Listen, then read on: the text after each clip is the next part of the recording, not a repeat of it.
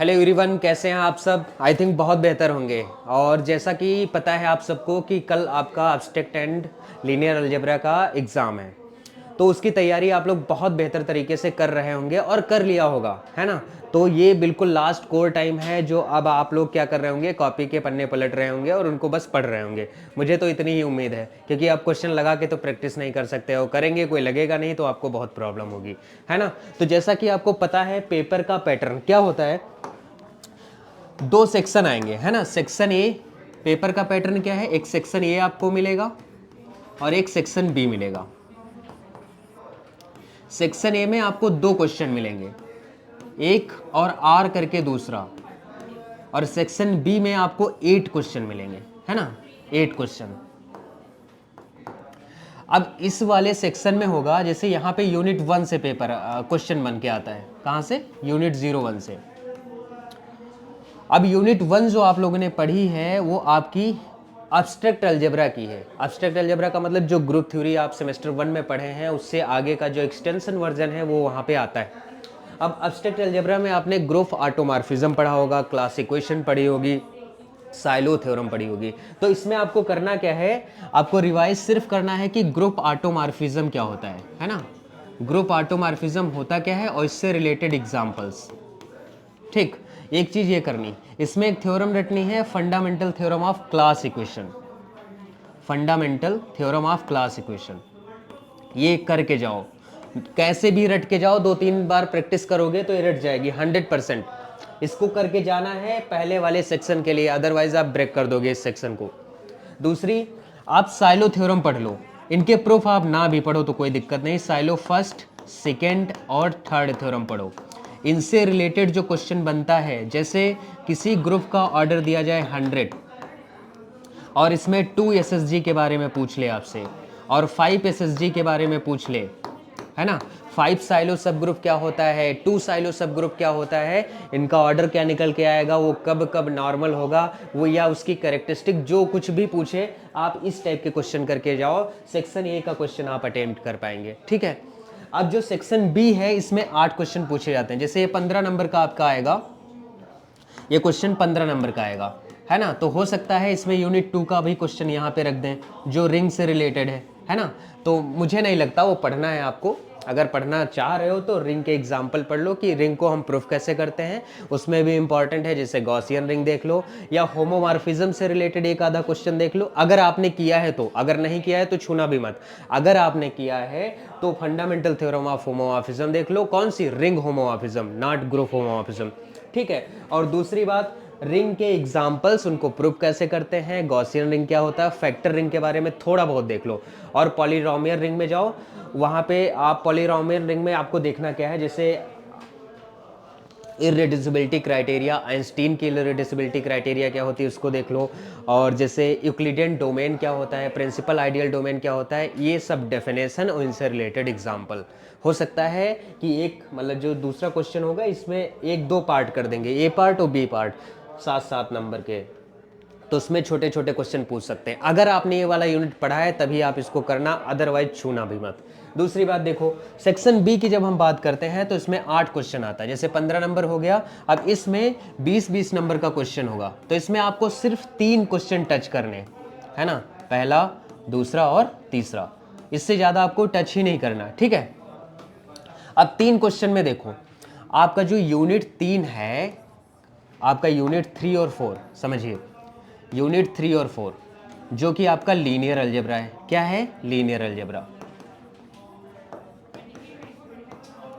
ये वाला unit linear algebra. तो इसमें क्या करना है आपको, लीनियर अलजेब्रा थोड़ा सा टॉपिक आसान होता है as compare to unit first and second जो कि एब्स्ट्रैक्ट अलजेब्रा है। तो इसमें करना क्या है कि वेक्टर स्पेस से चीज़ें स्टार्ट होती हैं और लास्ट में ले जाके inner product space, bilinear transform, quadratic transform, यहाँ पे चीज़ें खत्म हो जाती हैं।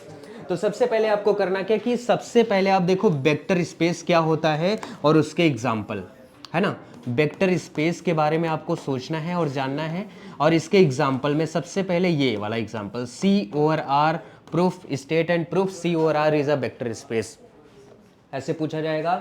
Proof that set of complex number over the field of real number is a vector space और नॉट, है ना, ओवर एडिशन एंड सब्ट्रैक्शन।